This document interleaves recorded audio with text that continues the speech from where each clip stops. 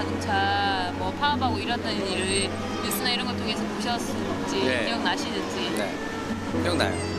정리해고 어차피 기업을 하게 되면 그 정리해고라는 부분은 좀 필요악이라고 볼 수 있잖아요. 하지만 적정한 지금은 선에서 정말 어려운 상황이었을 때 그들은 무조건 자기 이득만을 위해서 파업을 했다 저는 생각을 하거든요. 왜냐면 깊이 생각해 본 적이 없어요. 왜냐하면 내가 직접적으로 연관이 된 분야가 아니기 때문에. 니네 회사에서 만약에 정리해고를 했어. 그럼 내가 어떻게 돼? 어떤 반응, 어떤 생각을 갖고 있으면? 아, 그러면 진짜 눈앞이 깜깜해지겠죠. 이렇게.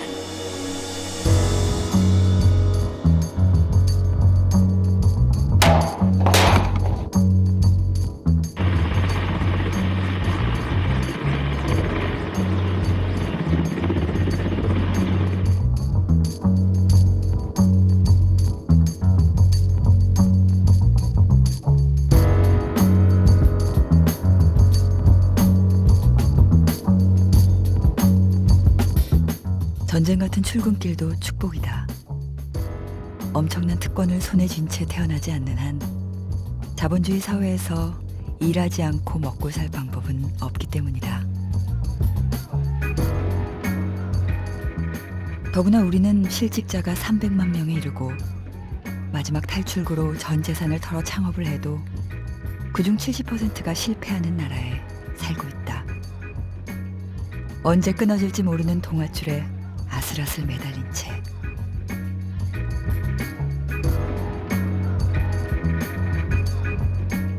사람들은 발밑에 놓인 낭떠러지를 보지 못한다. 구조조정과 정리해고라는 이름으로 매일매일 수많은 노동자들이 일자리를 잃고 있지만 정작 나에게 닥칠 일이라고는 생각지 않는다.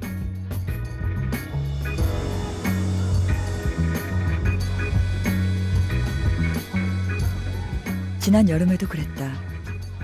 어쩔 수 없는 일이라며 침묵했고 내 일이 아니라며 안도했다.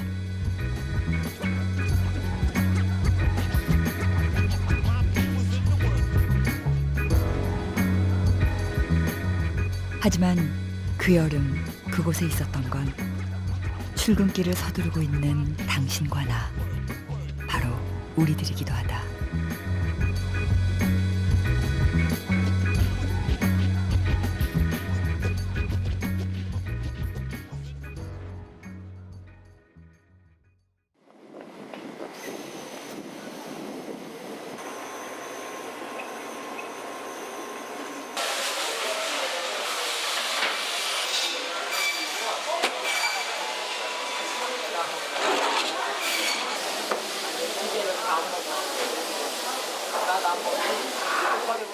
고기를 써는 기계음이 아직도 낯섭니다.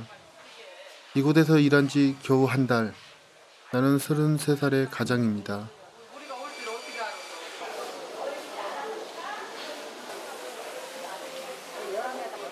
아침부터 밤늦게까지 주말도 없이 일하고 받는 월급은 130만 원이 고작이지만 그 돈에 아내와 새 아이의 생계가 달려 있습니다.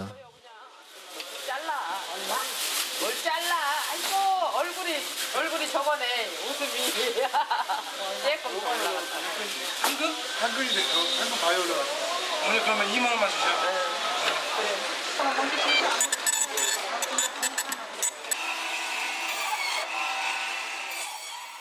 예전 직장과 비교하면 모든 게 턱없이 부족하지만 일을 할 수 있다는 것만으로도 얼마나 다행인지 모릅니다.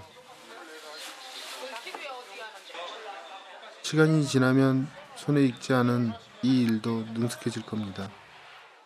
하지만 주위를 떠도는 피 비린내만큼은 한동안 익숙해지지 않을 것 같습니다.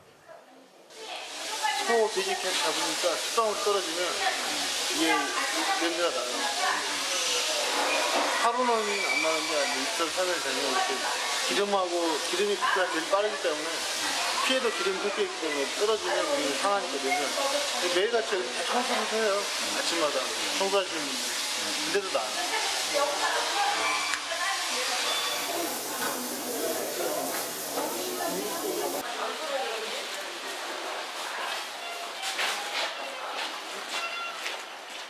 나는 쌍용자동차의 노동자입니다. 비록 이름뿐이지만 아직까지 해고 통지를 받은 적은 없습니다. 아니, 배달 가는 중이에요. 배달 간다고요. 77일간의 긴 싸움이 시작될 때 나는 해고자가 아닌 산자였습니다. 가족을 생각하면 두 눈을 질끈 감고 싶었지만 동료들을 떠나보내고 혼자 살 수는 없었습니다.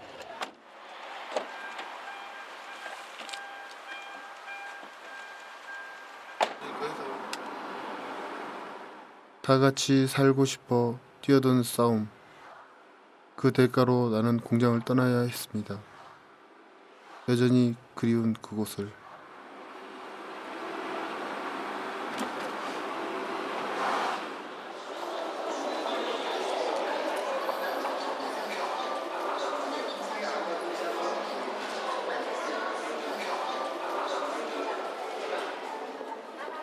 변화를 꿈꾸는 도시마다 앞다퉈 내거는 슬로건.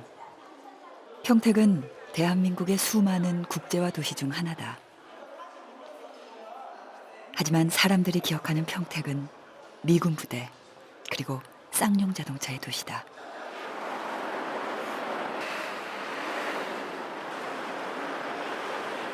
IMF 이후 반복된 워크아웃 속에서도 쌍용 자동차는 살아남아 평택 경제를 지탱해왔다. 그 과정에서 우리는 기업의 구조 조정을 당연한 것으로 여겼다.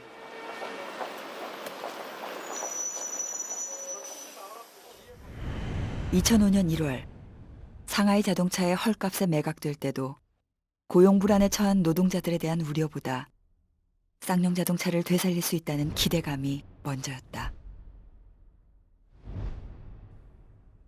경제를 살리기 위해서라며 정리해고를 정당화하는 현실을 IMF 이후 줄곧 목격했으면서도 말이다. 그 기술, 중국의 그 자동차 기술이 한국보다는 굉장히 기술력이 한 10년 정도 뒤떨어져 있는 나라에서 쌍용 자동차를 인수했을 때 과연 쌍용 자동차를 정상화시킬 수 있겠느냐, 이런 것들에 대해서 반대를 심하게 했었죠. 저희가 찬반 농성도 하고 이제 뭐 산업은행이나 국회 국회의원들한테 하소연도 하고 했는데 결국에 이 노무현 정부에서 마지막에 쌍용자동차가 매각될 수밖에 없는 이런 현실이었죠. 노동자들은 처음부터 불안했지만 정부는 마지막까지 적극적이었다. 쌍용 자동차는 노무현 정부의 과제인 신자유주의 퍼즐을 완성하기 위한 하나의 조각이었던 것이다. 상하이 자동차의 입성은 기세등등했다. 모든 직원의 고용 승계와 어마어마한 투자 약속 등 구원투수가 따로 없었다. 그들이 떠들어대는 장밋빛 미래에 우려의 목소리는 조용히 파묻히고 만다.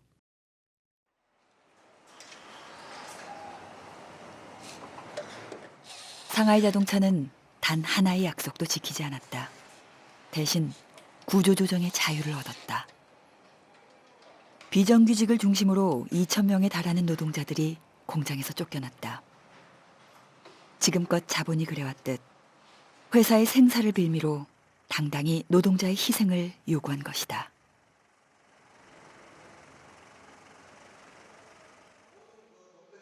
아무도 지켜주지 않는 스스로를 보호하기 위해 노동자들은 새로운 노조 집행부를 선출한다. 그 전 지도부가 사실 그것을 못했기 때문에 그 합의사항이 약속 이행이 안 되면 상하이 자본을 철수시키겠다라는 게 주였던 공약이고요. 그것이 이제 아까도 말씀드렸다시피 조합원들이 느꼈던 것들을 해소시켜주겠다라는 그런 희망을 가지고 한상균 지도부를 선택할 수밖에 없었던 거고, 한상균 지도부는 그 잔여 임기 9개월 동안에 그것을 할 수밖에 없었던 거고. 상하이차가 근로자 2,000여 명 감원을 요구한 것으로 알려졌습니다. 노조는 한국철수를 위한 4년 만에 상하이 자동차의 본색이 드러났다. 때는 세계적인 금융위기로 어수선하던 2009년 1월 2,000명을 더 감원하면 투자를 하겠다던 발표가 하루 만에 뒤집어졌다.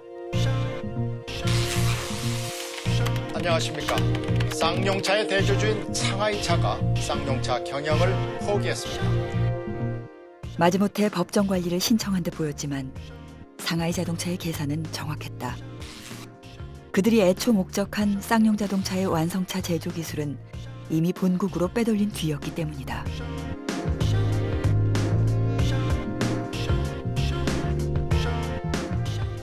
아무도 귀 기울이지 않던 노동자들의 우려는 현실이 되었다. 더 이상 저들이 얘기하는 내일을 믿을 수 없었다.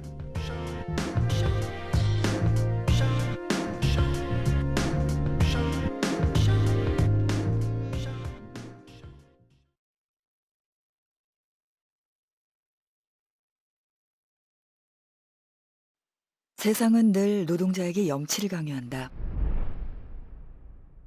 모든 노동자에겐 사형 선고와도 같은 해고조차 대의를 위한 필요악이라며 당연한 듯 그들의 희생을 말한다. 자본의 모렴치에 대해서는 너무도 관대하면서 말이다. 인수비용 외에는 단 한 푼도 투자하지 않았던 상하이 자본은 면죄부를 단 채 아무런 책임도 지지 않았다. 노동자들은 생산 라인에 매달린 채 공장을 움직여왔지만 짓지도 않은 죗값을 치러야 했다. 자본에게는 도망칠 구석인 법정 관리가 노동자에게는 먹고 살 길을 빼앗는 정리해고로 돌변한다.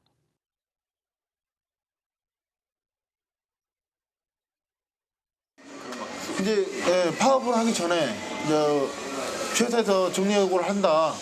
그 소문이 이제 돌면서 명단이라는 게 돌았어요. 넌 회사가 힘든데 이번에 정리해고를 하게 되면 넌 대상자 중에 하나다. 넌 네가 그만두는 게 좋겠다. 네가 명단에 있다. 그만둬라. 희망퇴직을 해라. 그러면 얼마라도 걸 수 있다. 그렇게 꼬신 거예요. 근데 그 사람은 얼마나 억울하겠어. 아니 내가 잘못한 것도 없는데 그만둬야 된다는 자체가. 그런 식으로 해서 많이 희망퇴직을 썼죠.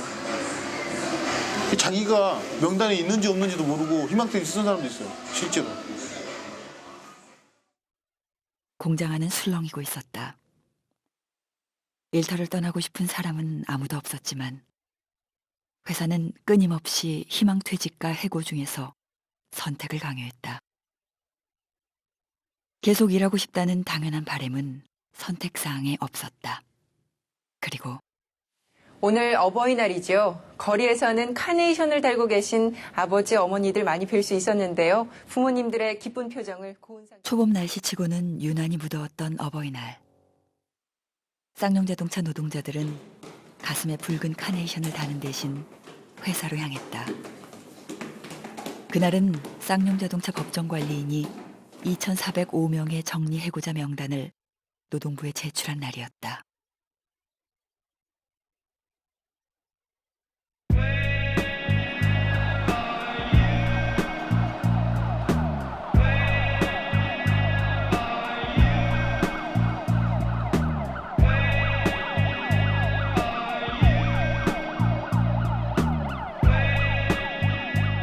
노동자에게 정리해고는 사회적 살인이다. 하지만 회사는 정리해고 외에 다른 방법이 없는 양 차근차근 그 수순을 밟아갔다. 다른 가능성은 언급되지 않았다. 노동자들이 바라는 길은 진입이 금지된 도로처럼 차단되고 있었다.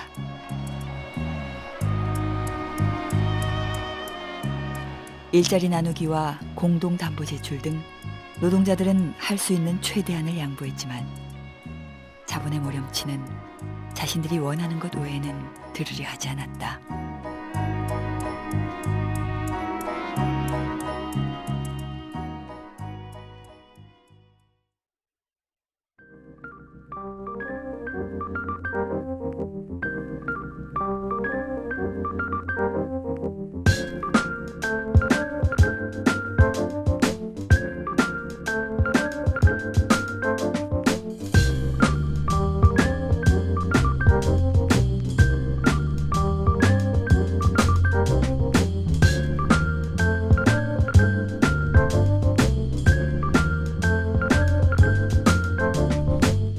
안녕하십니까. 대통령입니다. 안녕하십니까. 대통령입니다. 나의 맘 닫혀있던 문을 두드려 날 깨워놓고 사랑하는 국민 여러분, 하지만 갈 길은 아직도 한참 남아 있습니다. 저는 지금이 구조조정과 개혁을 추진할 수 있는 적기라고 생각합니다. 전 세계가 당면하고 있는 위기 상황을 결코 가벼이 봐서는 안 됩니다. 노동시장의 유연성 확보는 이미 여러 차례 강조했습니다만 한시도 늦출 수 없는 우리의 중요한 과제입니다. 저는 이 노동유연화라고 하는 말부터 좀 바꿨으면 좋겠는데요. 저 길 가다가 초등학교 애들한테 한번 물어보십시오. 얘야, 유연하다는 말이 좋아? 경직됐다는 말이 좋아? 아유, 너는 허리가 어쩜 그렇게 경직됐냐? 참 부럽다. 이렇게 절대 얘기하지 않습니다. 유연한 걸 좋아하는데 이 말 때문에 시민들한테도요, 노동유연화에 찬성하십니까? 혹은 뭐 노동시장 유연화에 찬성하십니까? 그러면 찬성합니다 이렇게 대답해요. 자기가 비정규직이면서도 그렇게 대답한다는 거죠. 그러니까 말이 이제 노동시장 유연화라고 해가지고 좋게 느껴지지만 실제로는 이거는 사장님이 보기에 유연합니다. 자기가 자르고 싶을 때 마음대로 자르고 고용하고 싶을 때 마음대로 고용하고 이런 거고요. 그래서 이거는 노동자들, 보통 월급쟁이들이 쓸만한 용어는 아니에요. 이 위기의 언덕을 넘어 어느 나라보다도 더 빠르게 최종 목표지에 도달하기 위해 다시 한번 신발끈을 조여봅시다. 저는 이게 어떻게 읽히냐면요, 경제 위기인 시대에, 그래서 월급쟁이들이 더 힘든 시기에 그나마 있는 일자리마저도 불안정하게 해야 국가 경쟁력이 산다는 겁니다. 노동자들을 힘들게 해서 국가 경제를 살린다, 이 말은 월급쟁이들 다수는 힘든데 그렇게 해서 좋은 사람들이 따로 있다는 말, 이거는 서민들 입장에서는 받아들이기 힘들죠, 사실. 게다가 이명박 정부가 그 회의를 하기 며칠 전에 라디오 연설에서는 이렇게 얘기를 했습니다. 무엇보다 건강한 가정의 핵심이라고 할 수 있는 일자리를 만들고 일자리를 지키는 일에 모든 정성과 힘을 쏟겠습니다. 아니, 노동을 유연화하겠다면서 일자리를 만들고 지키겠다고 하는 게 말이 안 되죠. 근데 이런 일이요, 이명박 대통령이 뭐 그 한 번이 아니에요. 녹색을 살리겠다고 해놓고 전국의 산과 강을 삽으로 파지 않습니까? 그 다음에 사교육들을 줄이겠다고 해놓고 내놓은 교육정책을 보고 전국의 학원장들이 만세를 부릅니다. 그러니까 일자리를 지키겠다고 하는 거는 저 사람이 일자리를 지킬 생각이 없구나, 이렇게 이해하는 게 훨씬 나은 거죠. 요즘 지난 1년 넘게 했던 그 행태들을 보면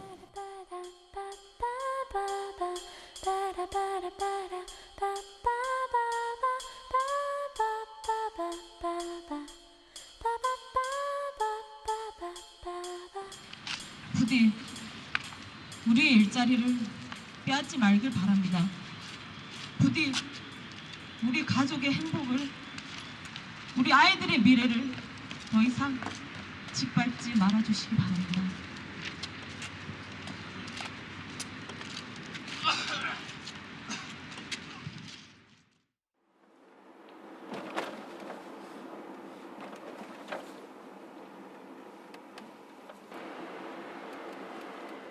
쫓기듯 공장에서 나온 후 일부러 쌍용자동차가 보이는 길을 피해 다녔습니다. 3개월 만에 처음으로 그 길을 갑니다.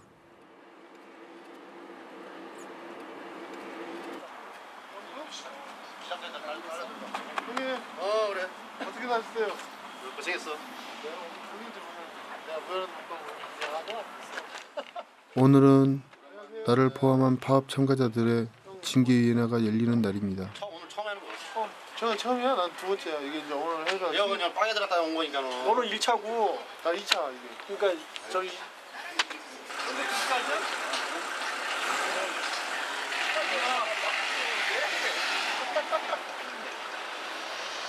그래도 얼굴을 이렇게 보는구나. 뭐 행사를 한다든지 뭐 있어야 뭐. 네. 방송하는. 빨리. 다 보는구나, 다 봐. 에이, 참. 혼자 가는 길이 아니라 함께 가는 길을 걷고자 했던 사람들. 우리 모두는 이제 회사 사람들 앞에서 취조 아닌 취조를 받게 될 것입니다.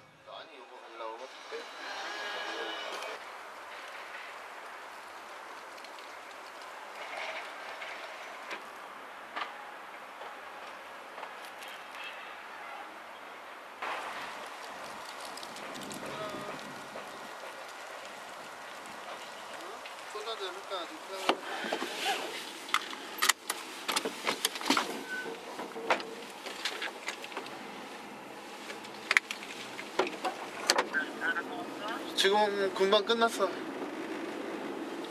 아, 정특이 사무실로 한번 가보려고. 뭐 안에서 불법행위 한 거 있냐, 뭐 별의별 거 다 물어보더라고. 그래서 20분 만에 끝났어. 근데 해고 될 확률이 높을 것 같아. 나야 맨날 내가 하고 싶은 말 다 해버리니까 가서. 나는 뭐 크게 쪼고는 것도 없잖아, 걔네들한테. 괜찮아. 잘 끝난 게 뭔데? 그치, 잘 끝난 게 나도 뭔지가 모르겠어. 알았어.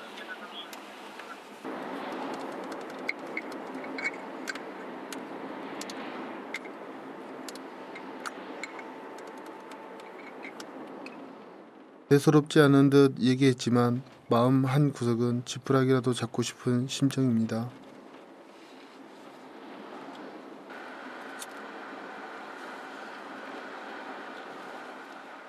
우리에게도 모든 것이 잘 끝나는 그날이 올까. 전화기 너머 형의 이야기가 머리를 맴돕니다.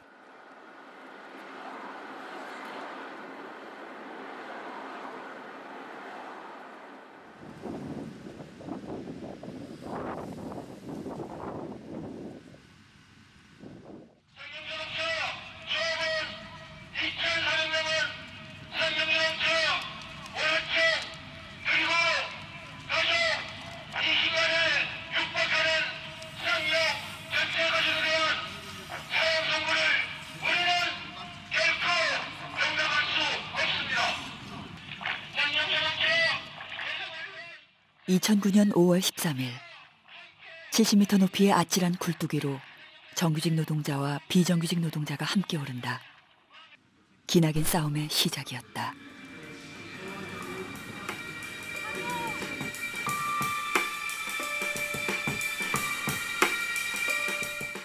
(5월 22일) 노동자들은 총파업을 선포하며 평택공장에 그들만의 성을 구축한다. 모두가 살기 전까지는 공장 밖으로 한 발짝도 나가지 않겠다는 선언. 그들이 옥새 파업을 택한 건 어쩌면 당연한 일이었다.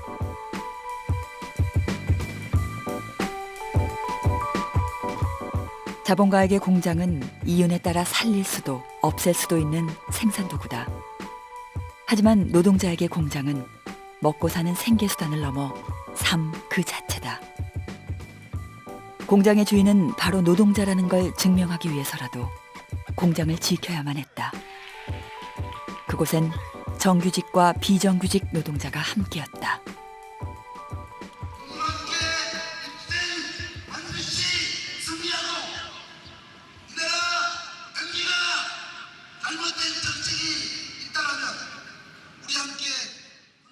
파업 첫날, 공장 안에 모인 사람들은 700명이 채 되지 않았다. 하지만 그 수는 나날이 불어나 금세 2,000명을 훌쩍 넘겼다. 그동안 같이 고생한 거를 생각해서라도 명단이 가짜라고 하지만 그 명단을 떠나서 동지애로 다시 한번 뭉쳤으면 고맙겠습니다. 아니 뭐 그 사람들을 탓하고 싶진 않고 그 사람도 사랑하는 그 사람도 방식이 있는 거고 우리는 또 이렇게 해서 투쟁을 해가지고 하는 방식이 있으니까 너무 그 사람들을 원망하진 않습니다.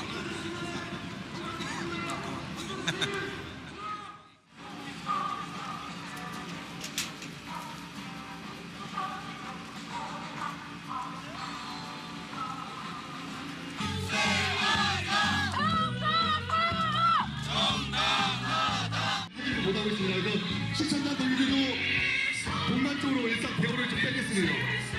그리고 우리 노조원이 아닌 사람도 해고 통지서를 받지 않은 사람도 공장으로 모여들었다. 가만히 앉은 채 삼터를 뺏길 수는 없었다. 노동자를 거리로 내모는 부당한 현실에 마냥 침묵할 수는 없었다. 저도 여기서 밤을 샜습니다. 첫날을 새봤는데 비가 11시 됐는데 비가 와서 마음이 더 착잡했거든요. 빨리 정리해고를 막고서 저도 같이 아빠하고 집으로 돌아가려고 합니다. 그거를 빨리 하기 위해서는 여러분들도 봐주세요. 감사합니다.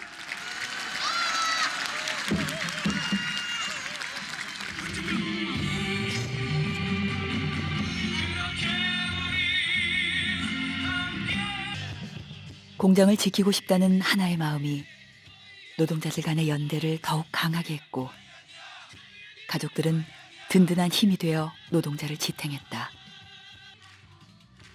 공장 안은 점점 더 단단한 노동자들의 성이 되어갔다.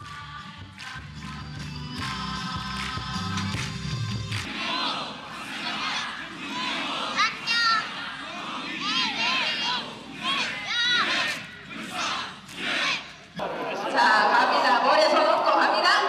하나, 둘, 셋, 넷, 다섯, 여섯, 일곱, 여덟. 좋습니다. 그리고는 박살, 네. 자, 반대. 정리, 네. 박살, 네. 자, 좋습니다. 그리고 여기서. 그렇게 하면서 좀 이 공장이 우리들 세상이었죠. 사실은 제가 항상 그런 얘기 하거든요. 77일간은 쌍용차 노동자들의 나라였다. 그 공장 안은.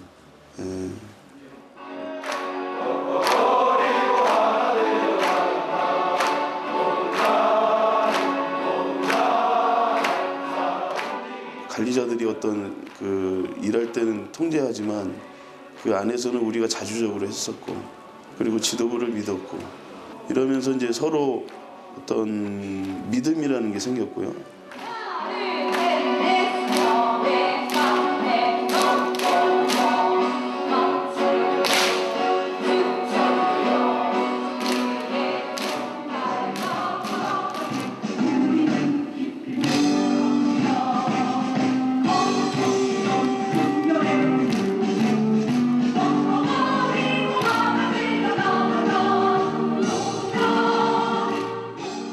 그동안에 그냥 일하면서 느꼈던 그런 믿음이 아니라 진짜 우리가 같이 해고 투쟁을 하는 동지다라는 그런 믿음이 있었고 그런 믿음들이 이제 갖춰가면서 서로 이제 그 어떤 집회 때 이제 또 확인하고 돌아가서 또 그것을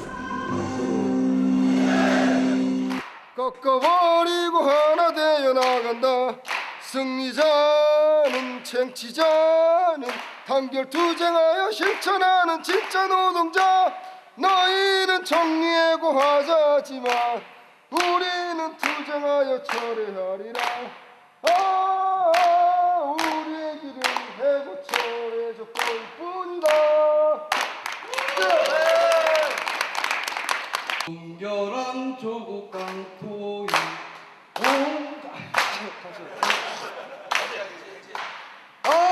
밝아올 새날에 내가 하도 오래됐고 정리해고웬 말이냐 해방의 금기를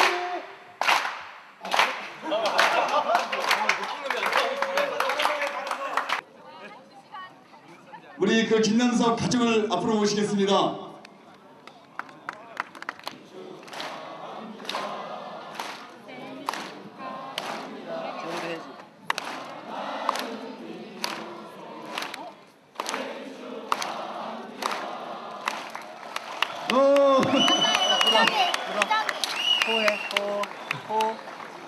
야, 아이고 잘했어요.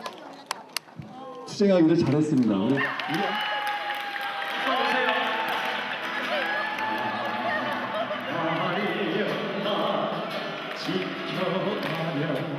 동지들의 손을 잡고 동지들 손을 잡고 쌍차 가족들 단결 투쟁 쌍차가 대비 단결 투쟁 정리해고 살려줘 정리해고 박살 내자 엄마한테 간 거죠? 이제 울음 끝쳤죠? 아이고 미안해라 아저씨 너무 미안해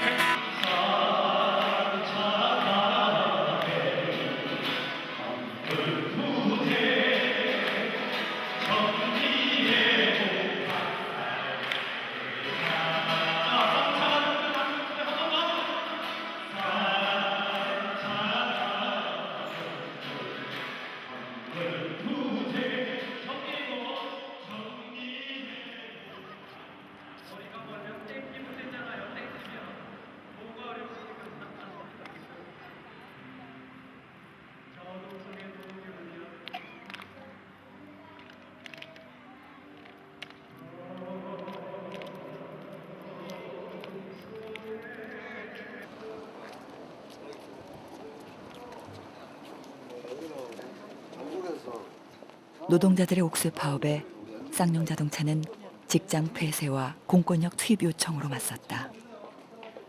옥새 파업이 길어질수록 그들의 공세도 거세지겠지만 노동자와 가족들이 기댈 수 있는 곳은 많지 않았다.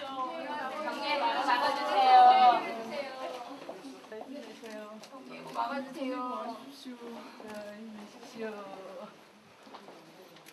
저희 아빠 인사도 저희 아이들의 미래를 더 이상 짓밟지 말아주십시오. 이 문제 해결될 수 있도록 꼭 나서주십시오, 의원님. 차려 절 고맙습니다.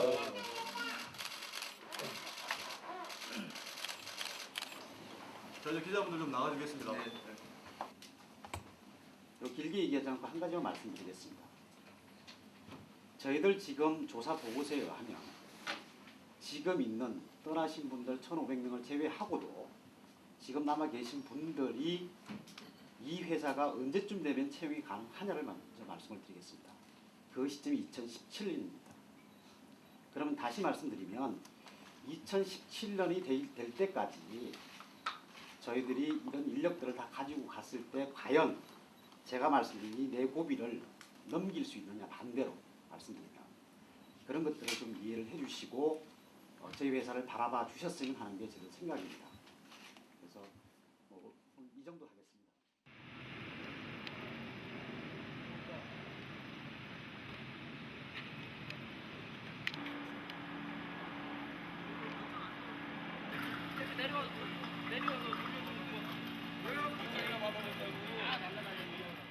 회사는 공장을 멈춘 책임을 노동자들에게 전가하며 전방위로 그들을 압박하기 시작한다.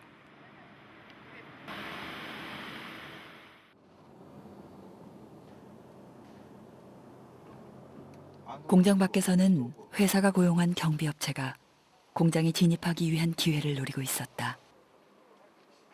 진즉에 용역과 계약을 맺은 회사는 노조가 파업에 돌입하기도 전인 5월 12일 한 달 28억 원이 넘는 경비를 법원에 신청했다. 용역에 쓴 비용만 쌍용자동차 전체 노동자들의 한 달 임금 체불액과 맞먹는다.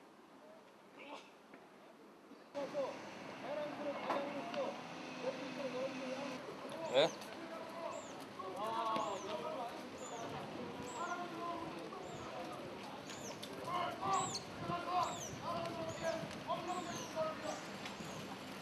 이 모임의 성격이 뭡니까? 아 참 대놓고 사진 찍으면 좀 그렇잖아요. 인터뷰 좀 합니다. 인터뷰 언제 허락했어요? 안 했잖아요. 허락할지 안 할지는 팀장님. 아니 그럼 미리 양해를 구하고 난 뒤에 촬영을 하세요 그러면.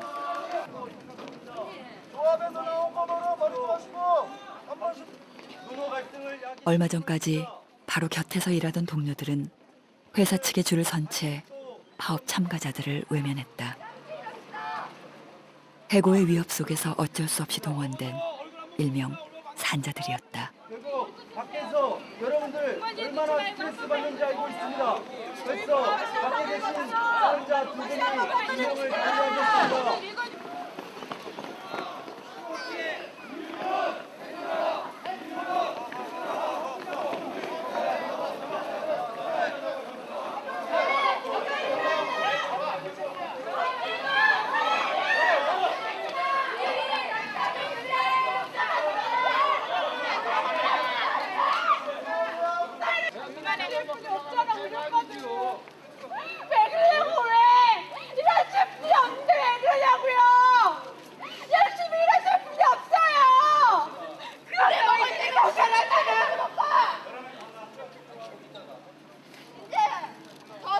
모르겠는 거는 생각하고 벌써 못했냐고 여기 사람들이 이런 제품이 없는데.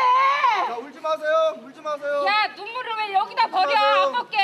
울지 마세요. 울지도 마. 울지 않았어요. 자, 얼른 개장하느니 울지 마시고요. 울지 마세요. 같이 살래 같이. 같은 동료들이었잖아요. 언제까지만 해도 어떻게 중요하지? 자, 오늘의 복수는 야 그만해 이제. 들어오세요. 내일 한 놈도 들어오면은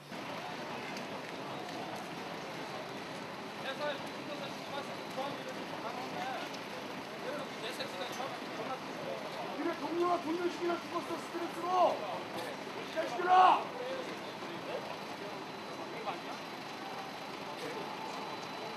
너희들 동료가 동료시키나 죽었는데 여기 뭐하러 들어와? 생각도 없어. 사람 죽이는 새끼들 관리 개새끼들아. 니네 왜 시대가 없게 뛰는 새끼들. 이런 새끼들은 살인자야. 내 애들은 불어들인 개새끼들아. 니네 동료가 동료시키나 죽은데도 정신 못 차려? 니네 동료가 동료시키나 죽었잖아 이 새끼들아. 뭐가 좋다고 쫓아다녀 이 자식들아. 집에 있지.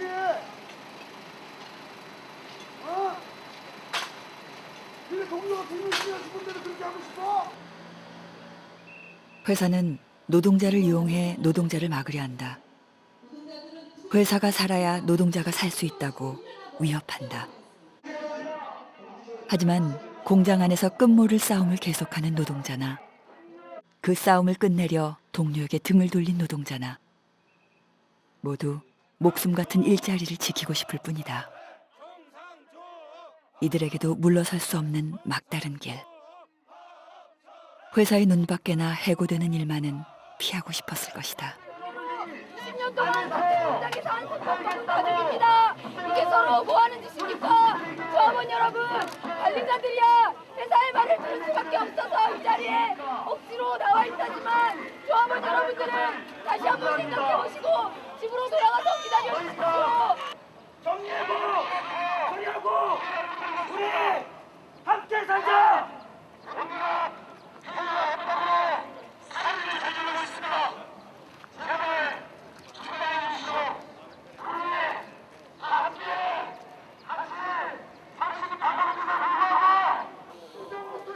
오늘 저기 어떻게 나오게 되셨어요?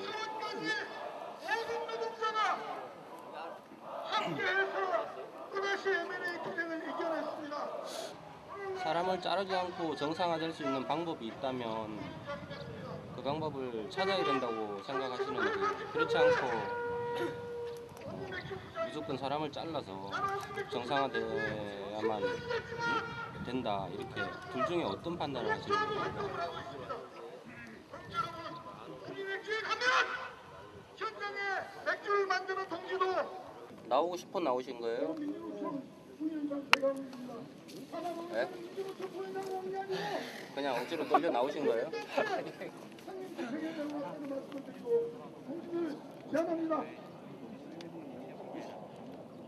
그렇죠. 2명이 죽었습니다. 정리해고 대상자가 아니에요. 이 문제 되게 중요한 문제입니다. 이런 공포감을 심어주면서 실제로 그 사람들을 하기 싫은 짓거리를 계속 만드는 것, 이것이 지금 쌍용자동차 이른바 공동관리인들이 하고 있는 짓거리입니다. 참다 못해서 이 인간들 살인죄로 어제 검찰에 고발했습니다. 영국 같은 경우는 기업 살인죄가 허용이 되고 있습니다. 한국은 없습니다. 사람이 뒤지든 살든 사람이 목을 매든 아무런 관심도 없고 여기에 대한 아무런 응답이 없는 거죠. 이 문제 분명히 밝힐 거고요. 또 하나는 실제로 정규직 노동조합에 대해서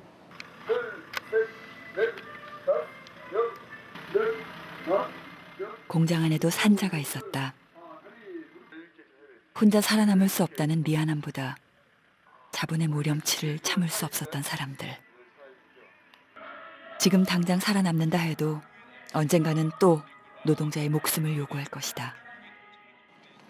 우리 대한민국의 모든 노동자에게만 쌍용자동차 가족대책위원회는 공장 안에서 나올 수 없는 남편과 아들을 대신해 파업의 정당성을 설득하고 호소했다.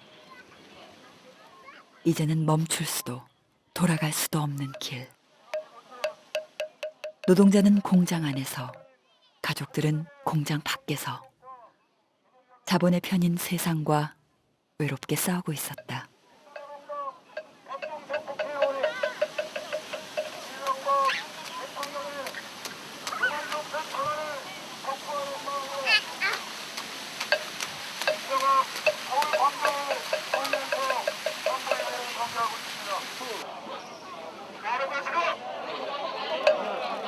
지금 뭐 하는 거야? 지금 경찰들은 강동동에서 진행되는 선거인들을 잡으라고 있는 거야.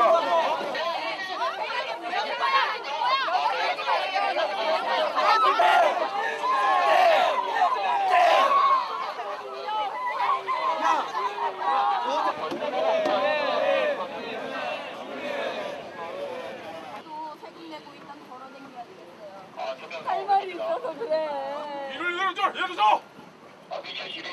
엄마한테 그래 할 말이 있어. 여전히 경찰은 그 어떤 근거도 이유도 없이 길을 걸어가는 것도 절을 하는 것도 마음대로 할 수 없는 그런 세상이라는 게, 그럼 공장 안에서 한 달째 파업을 해도 누구 하나 해결해주겠다는 사람이 없고, 천명이 억울하게 일자리를 잃어도 이제 어떻게 해야 될지, 어디다 호소를 해야 될지도 모르는 세상에 살고 있다는 게, 그런 세상에서 아이들을 키워야 한다는 게 너무 마음이 아픕니다. 가슴이 찢어집니다. 화가 납니다. 분노가 터집니다. 경찰 여러분, 정말 이러지 마십시오. 오죽하면 애들이가 이렇게 나왔겠습니까? 방법이 없어서 어떻게 해야 될지 몰라. 절이라도 하면 될까? 왜 못하게 합니까? 왜 먹습니까? 오늘 이렇게 울면서 그만하겠다고 말하지만 내일은 또 다른 거 할 겁니다. 모레는 더 독한 거 할 겁니다. 죽기 살기 할 겁니다. 이 약물과 할 겁니다. 지켜보십시오. 잘 챙기고 자세 정확하게 좀 취해 주세요. 고맙습니다.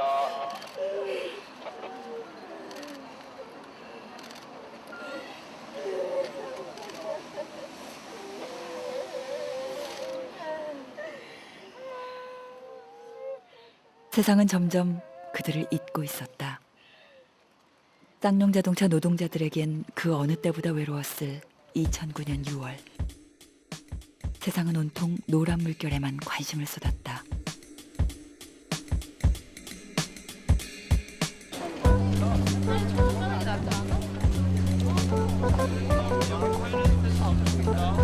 내가 다 찍는다.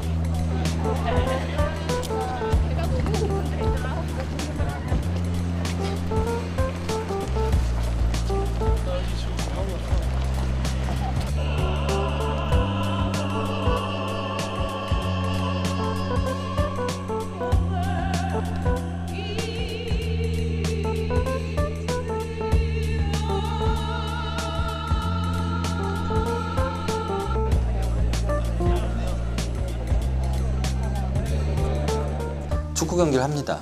주변에 관중이 이렇게 둘러서 응원하잖아요. 어느 편 이겨라, 어느 편 이겨라 이렇게 응원을 합니다. 정치도 비슷하잖아요. 어느 당 이겨라, 어느 당 이겨라 이렇게.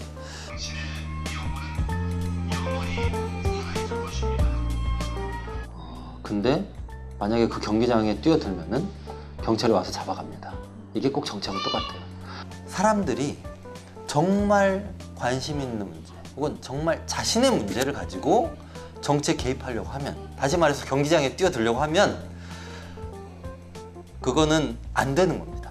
그러면 사람들이 살아가면서 가장 큰 문제는 일자리예요. 노동의 문제고요. 뭐 입에 풀칠하려면 어디서 돈이 나와야 되는데 그거 일자리지 않습니까? 노동의 문제인데, 노무현 대통령이 돌아가시고 나서 사람들이 반응을 보인 것도 그런 정치에 대한 그런 사회적 습관이 똑같이 반영이 된 겁니다.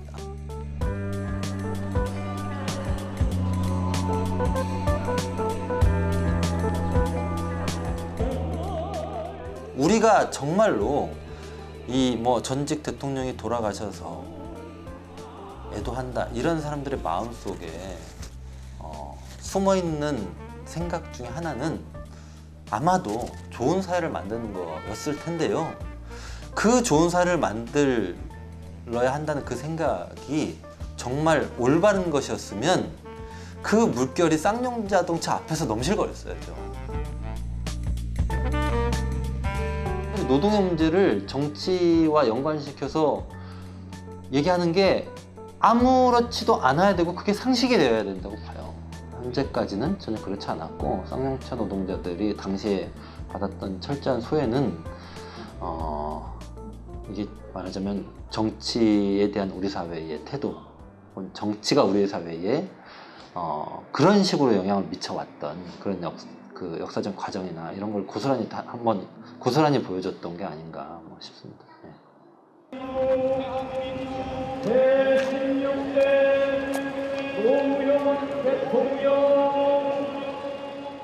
대한민국이 평택에서 눈을 떼고 슬픔에 빠져 있는 동안 노동자들이 쌓은 성은 외딴 섬이 되어 고립되어 갔다.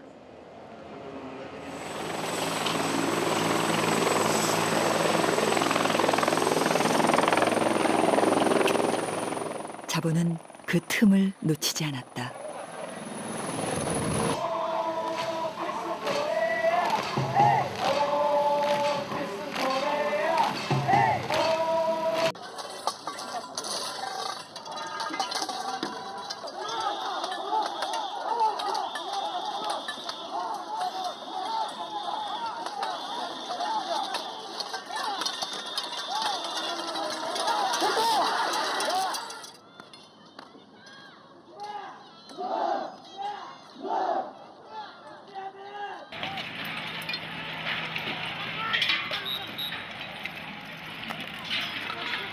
하나둘 자문님들한테 공개하겠습니다. 지금 분만 뚫기 위해서 지금 앞으로 밑으로 다 내려와 있습니다.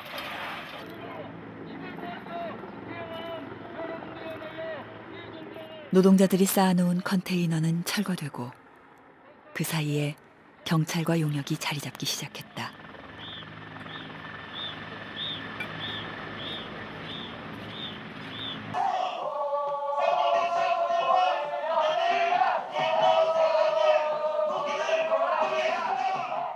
오필승 코리아와 함께 습하고 무더운 여름의 시작이었다.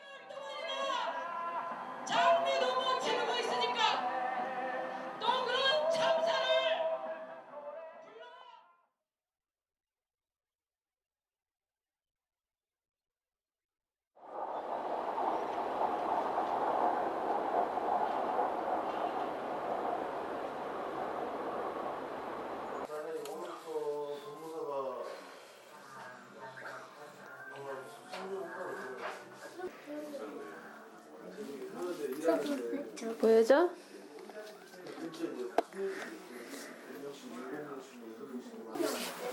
수현이 싸우지 말고 가격 끝나? 아 그거 효영이 건데 효영이가 좀 작아서 차로 바로 입혀버렸어? 잘 갔다 와. 미연아. 나는 자동으로 합니다.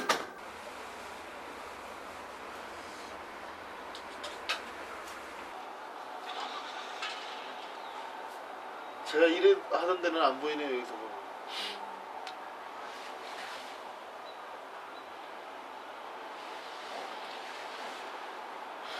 지금이라도 굴뚝에서 누가 손 얹어줄 것 같은 그런 느낌도 들고 볼 때마다 제가 할 수 있으면 집에서도 이쪽을 잘 안 내다봐요. 왜요? 기분이 좀 그래요.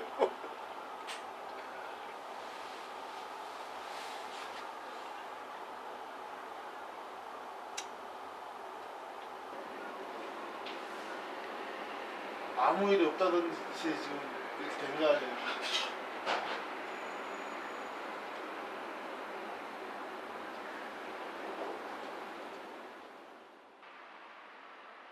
한때는 멀리나마 공장을 바라볼 수 있는 이곳이 제일 좋았습니다. 지금은 저곳이 보이지 않는 곳으로 하루빨리 이사가고 싶습니다.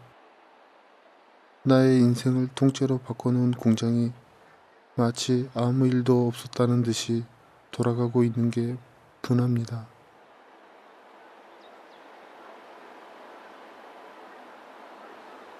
우리는 이에 맞서 굴하지 않고 강하게 맞설 것을 우리는 다시 결의하고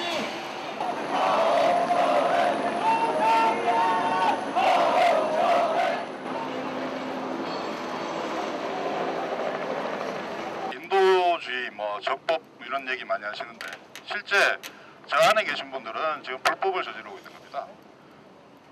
지금이라도 적법한 절차에서 퇴거 조치에 응하면 됩니다. 그렇지 않고 계속 불법적으로 파업을 전개하고 있는 상황에서 인도주의 이런 주장을 하는 건 저는 온당치 않다고 생각하고요.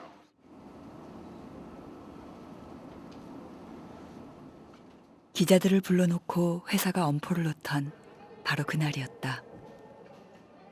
동료의 아내가 스스로 목숨을 끊었다.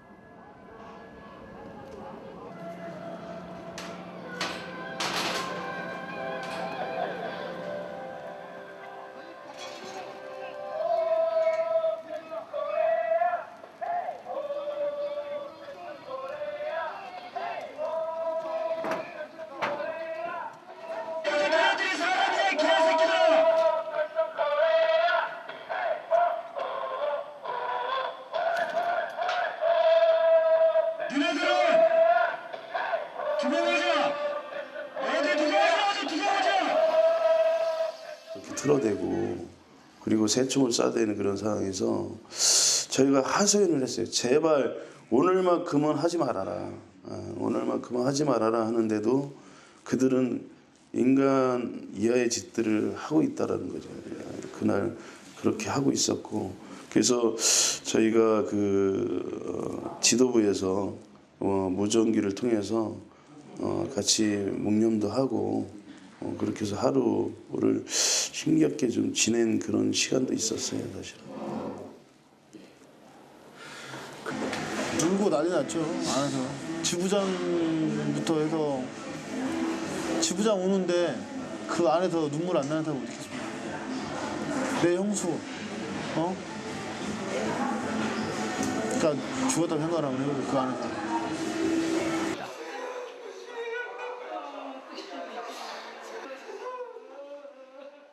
지금까지 공장에 남아 함께 싸웠는데 오열하는 동료의 곁을 지켜줄 수도 없었다.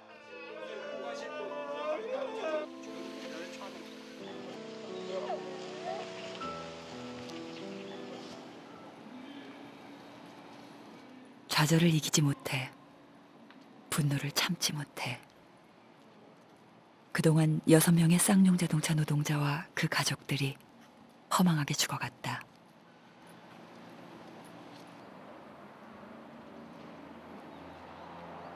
아무 걱정 없고 사랑만 있는 그런 곳에서 저희들 지켜봐 주시기 바랍니다. 형 이제 저 회사로 들어가야 하니까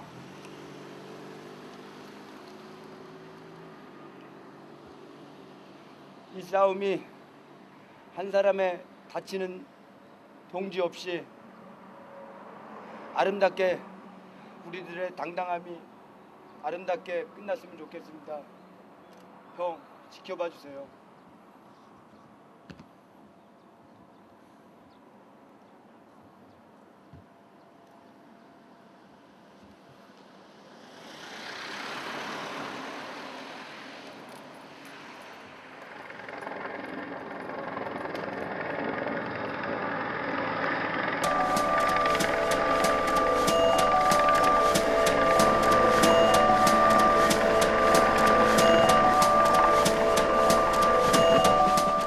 산자들의 관제 데모, 용역과의 충돌. 이번엔 대한민국 경찰이 차례다.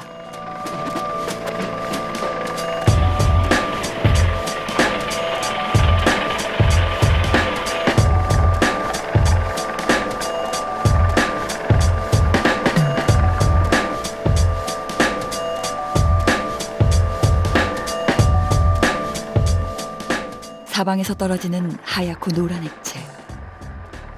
2009년 한 해에 사용한 최루액의 95%가 이곳에 뿌려졌다. 치명적인 발암 물질을 포함한 최루액에 피부가 녹고 5만 볼트의 테이저건이 쏘아졌다.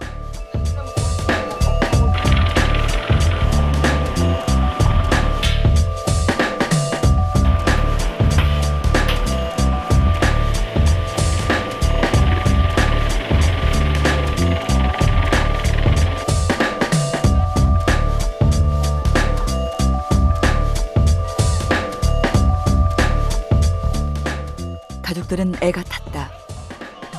회사의 단수 조치로 마실 물조차 넉넉지 않을 텐데 생수 한 병 안으로 들여보낼 수 없었다. 남편이 저 안에서 피 흘리며 누워있는데 의사는커녕 의약품조차 보낼 수 없었다. 거짓말 같은 현실이었다.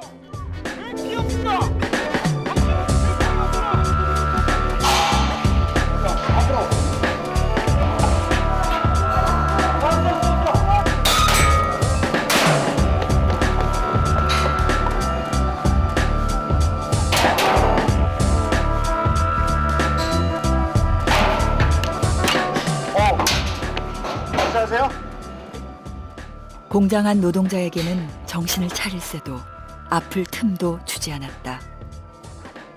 예고도 없이 쏘아대는 용역의 새총에선 철판도 뚫어버릴 볼트가 비처럼 쏟아진다.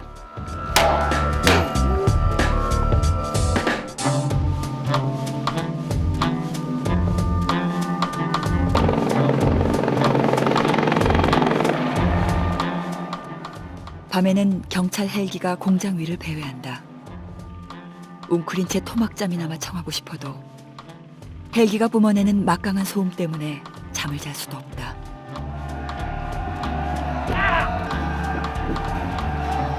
지금 식수를 끊은 지 지금 2주일이 넘었습니다. 소화전까지 차단을 했고 음식물 반입 절대로 안 되고 있습니다.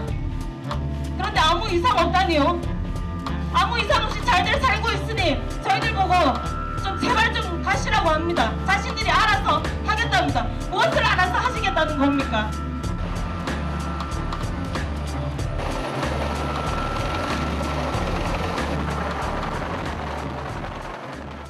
땡볕 아래에서도 연대의 발걸음은 끊이지 않았다. 하지만 그들은 공장 안으로 전진할 수 없었다. 노동자들이 쌓은 성 밖은 점차 불법과 야만의 공간이 되어갔다. 경찰의 폭력은 상대를 가리지 않았고 회사에 보이지 않는 압박에 함께 일했던 동료들도 폭력적으로 변해갔다.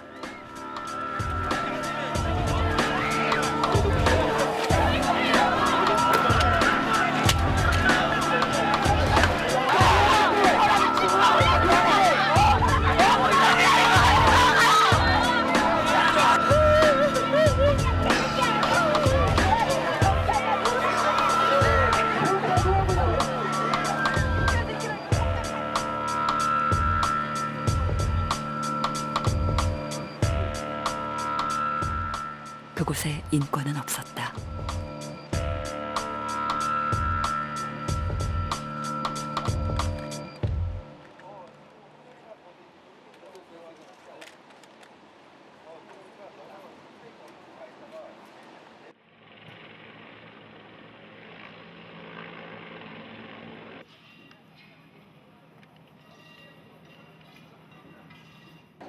여기 시작 단계. 요거 지나면 저 단계가 돼요. 네, 저 봐보세요.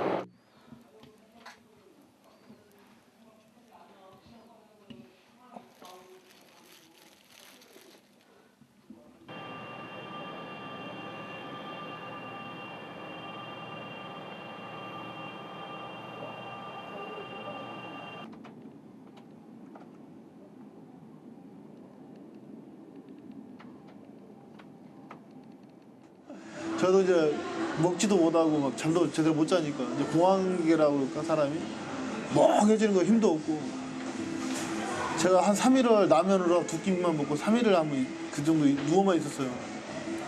도저히 아무것도 못 하겠는 거야. 진짜 걸어다니는 힘도 없더라고. 옆에서 밥 주면 먹고 라면 하나 끓여주면 같이 끓여서 먹고 딱 3일 지나고 나니까 다시 쉽니다. 이래서 안 되겠다.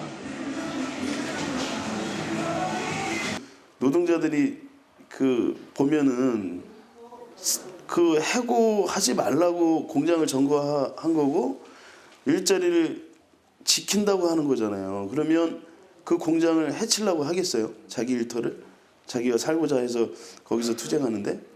그러면 장비나 이런 것들은 서로 보호한단 말이죠. 근데 그것을 마치 그 사람들이 점령해서 그것을 다 하는 것처럼 그렇게 대응하면서 과연 이 나라 공권력이 진짜 우리를 노동자로 보고 진짜 한 국민으로 보는지 거기서부터 이제 불신들이 너무 많았죠, 사실은.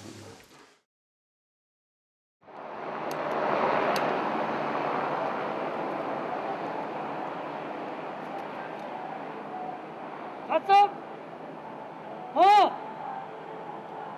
갔지? 여기 지금 빨간 깃발 있는데.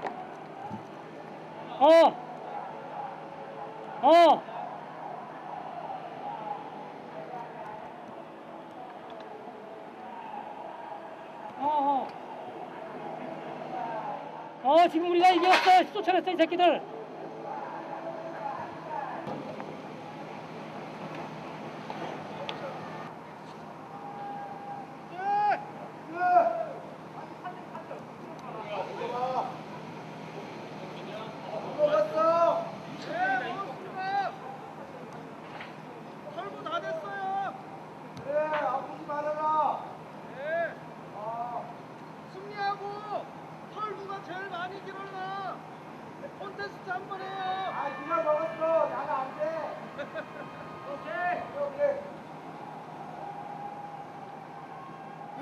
저쪽에 내 없을 때 우리 막 받고 했을 때.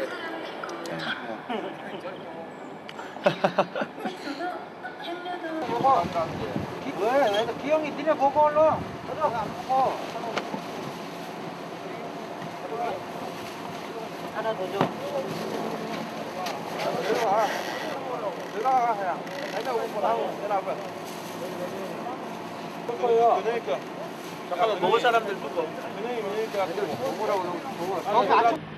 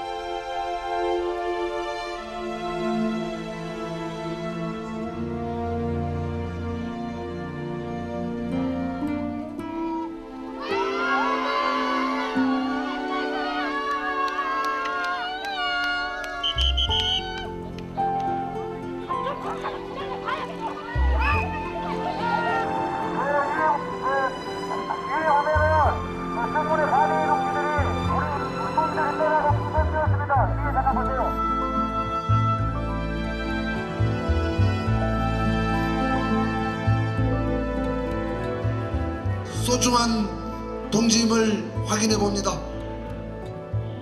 동지들, 아침에 모일 때와 이 밤에 모일 때와 사뭇 감정이 다릅니다. 5,000명의 조합원들이 하나의 목표를 가지고 가지 못했지만 죽기를 각오한 우리 동지들의 결의가, 그 결의들이 이 많은 69일의 시간이 지났지만 흐트러지지 않는 모습들을 우리 스스로 느낄 수 있습니다. 그 힘으로 저렇게 떠들어냈던 상식이 교섭을 하겠다라고 나왔습니다. 오늘 오후부터 본교섭을 하자라고 연락이 왔습니다. 내일 맑은 정신 조합원의 힘으로 동지들의 결의로 교섭에 임하겠다라는 발표를 해드립니다. 동지들 함께 교섭 수행하겠습니까?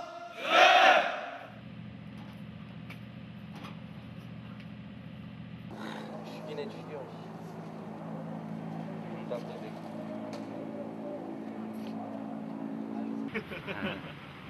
아니 투쟁 끝나고 나가면 제일 먼저 하고 싶은 게 뭐예요? 제일 먼저요? 예, 제일 하고 싶은 거. 제일 하고 싶은 건 일단 소주 잔에 소주를 먹고 싶어요. 아, 소주 잔에 소주를 먹고 싶다. 안주는? 돼지갈비에 물냉면. 아, 누구랑? 집사람하고. 아, 이야 맛있겠다. 아내하고 친한 키스 한번 하고 싶어. 아, 진짜 로맨티스트요? 진짜예요. 사랑하는 아내와 예. 각 씨와 진하게 포옹 한번 하고 싶어. 이야. 고생했다고. 그러면서 한마디 무슨 말? 고생했고 사랑한다고 말하고 싶습니다. 유재환, 차적부터 가방 유재환, 박영태, 뚱땡이, 치상진, 고디의 노무팀장. 사측과의 협상을 앞두고 노동자들은 꿈에 부풀었다. 저기 공간. 우리가 청소 싹 해주고 나갈게. 없었던 일로. 청소하시고 나가실 거예요? 당연하죠. 깨끗하게. 미싱하우스까지? 깨끗하게. 미싱하우스는 좀 무리 아닙니까? 해야죠. 저 사람 할 거예요. 처음에 없었던 그때로 뒤돌아갈 수는 없겠지만은 적어도 깨끗하게 들어와서 일할 수 있는 자리를 만들어 놔야 되겠죠. 옥상까지요? 옥상 여기 깨끗하게 해놔야지. 물 새는 것까지는 못 하더라도 여기는 담배꽁초까지 품에서 하시면 되겠네. 해야지.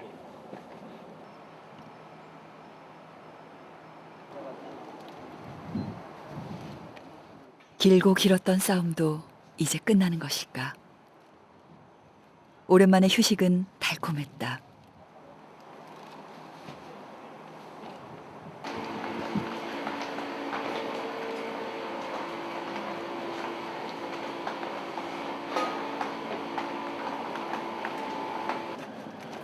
돈도 다녀오겠습니다.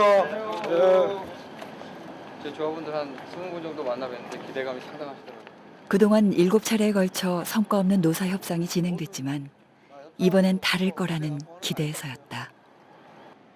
하지만 회사는 마지막 협상의 결렬을 선언하며 전기마저 끊었다. 협상만 끝나면 다시 공장에서 일할 수 있을 거란 기대도 하루아침에 사라졌다.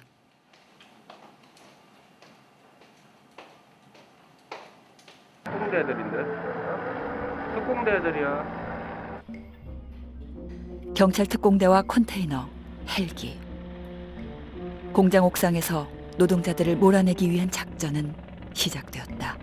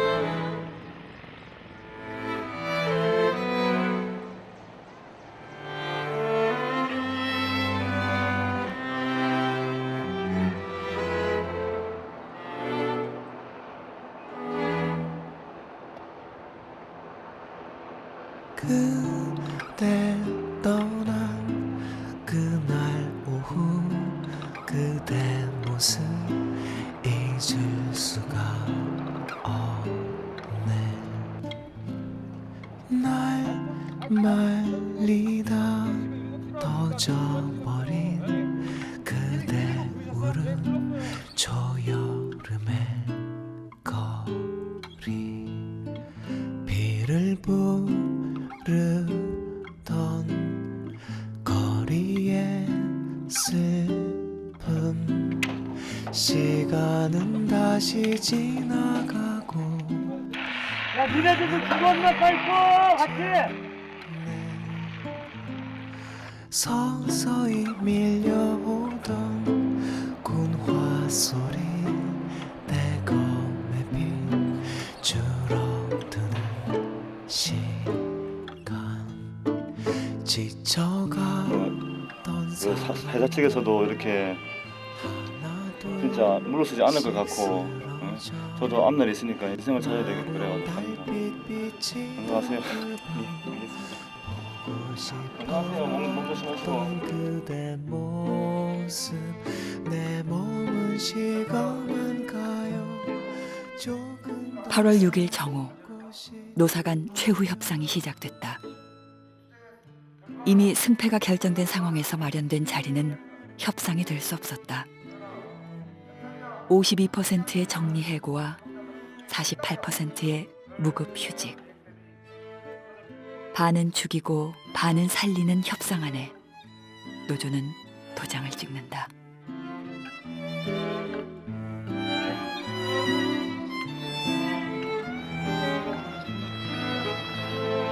시간이 흘러가도 기억 속에 그대 얼굴 지워지지 않아. 작은 불 하나 피지 못했던 차가운 여기 이 자리 홀로 남은 날 잊어줘요. 이제는 볼 수 없어도 그대는 나를 잊어요.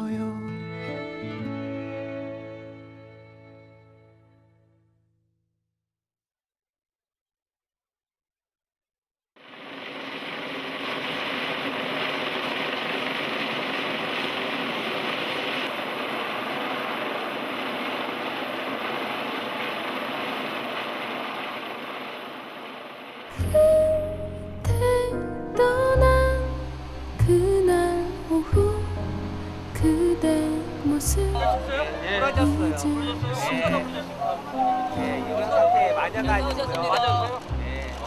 걱정하지 말고. 사람들의 함성 소리 얼어붙은 거리 문 밖을 나가 그대를 삼성지에 할인진함을 변경하겠습니다.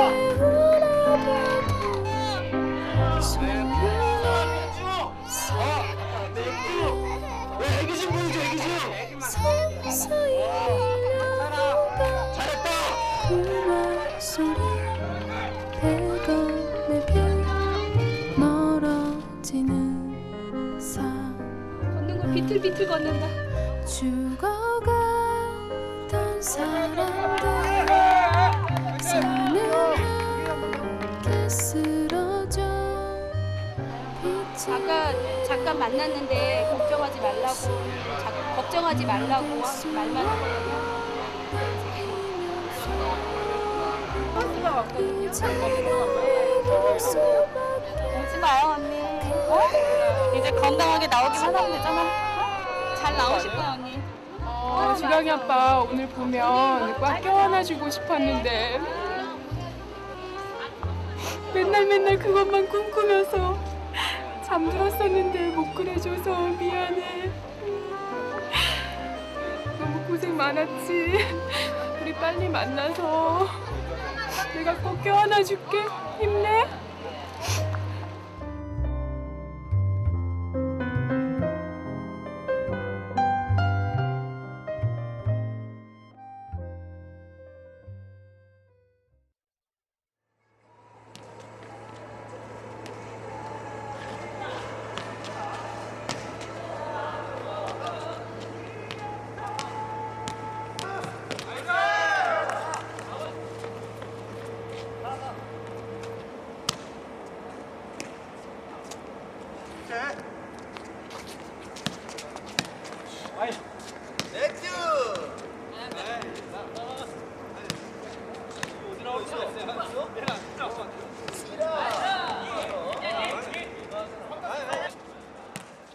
정리해고는 불가피한 거 아니냐 이렇게 얘기 보통 하잖아요. 그리고 기업이 먼저 살아야 노동자가 산다. 기업이 살아야 노동자가 산다 이런 얘기 하는데요. 저는 질문을 바꿔서 기업이 먼저냐 사람이 먼저냐 이런 얘기를 하고 싶어요. 이게 기업이라고 하는 것도 하나의 제도입니다. 경제를 유지하는 혹은 경제를 끌어가는 제도인데 기업이라고 하는 제도로는 사람들이 필요한 걸 만들고 나누고 소비하는 걸 전적으로 보장해 주지 못한다는 거예요. 노동자를 살리는 게 기본이 되죠. 사람을 살리는 게 기본이 되고 그걸 위해서 제도가 어떻게 역할을 해야 될 건가를 고민해야 되는데 지금은 반대가 됐습니다. 그 제도를 살리기 위해서 사람이 일자리를 포기해야 될 거냐 말 거냐 이런 식으로 고민을 하게 만드는 것 자체가 전 좀 문제라고 보고요.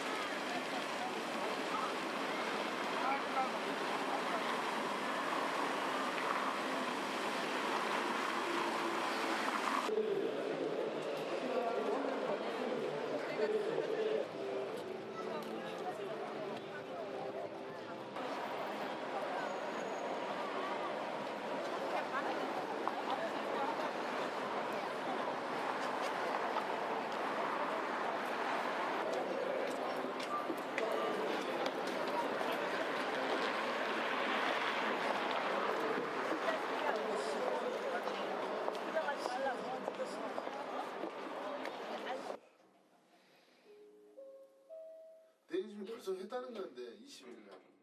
징계위원회 결과가 나왔습니다. 형은 어떻게 지내? 뭘 해야지. 형수가 아무 말 안 하나 봐 그래도. 못 먹지. 시험급여 타고 있잖아. 나 내일 이사 가. 어디로? 시내로? 시내로? 못 살겠어. 살아 쪽팔려서 못 살지.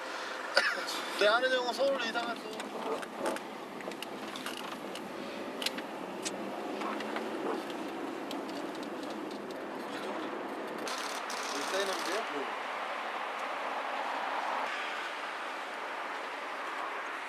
굳이 두 번 확인하고 싶지 않은 일인데 문자에 이어 해고 통지서가 도착합니다.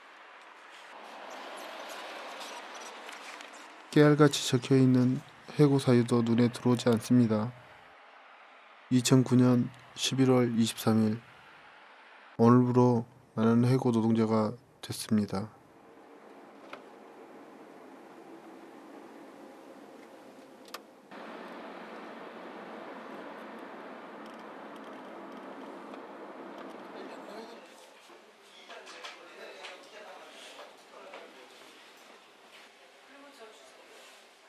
지부 차원에서 부당해고 구제 신청을 한다고 하지만 한번 무너진 기대는 쉽사리 회복되지 않을 것 같습니다.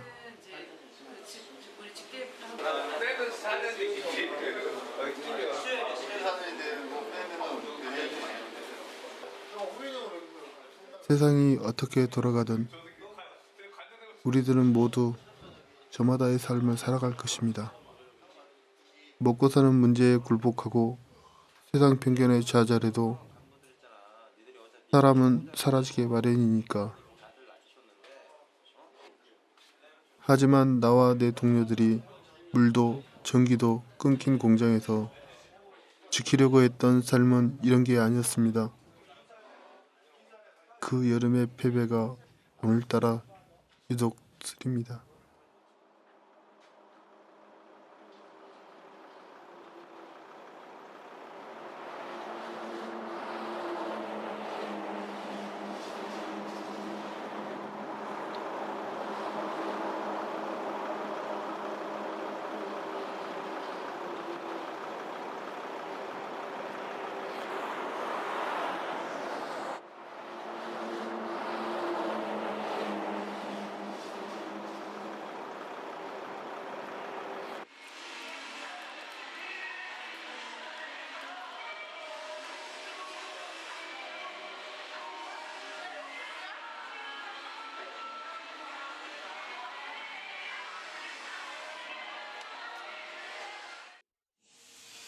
신동희 씨 개인 인생 사회로 봤었을 때 올해는 어떻게 기억에 남으실 것 같아요? 올해요?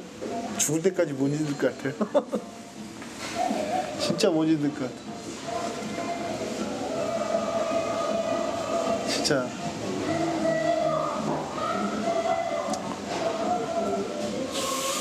평생을 가면서도 못 잊을 것 같아요. 제가 죽을 때까지도 못 잊을 것 같아요. 진짜.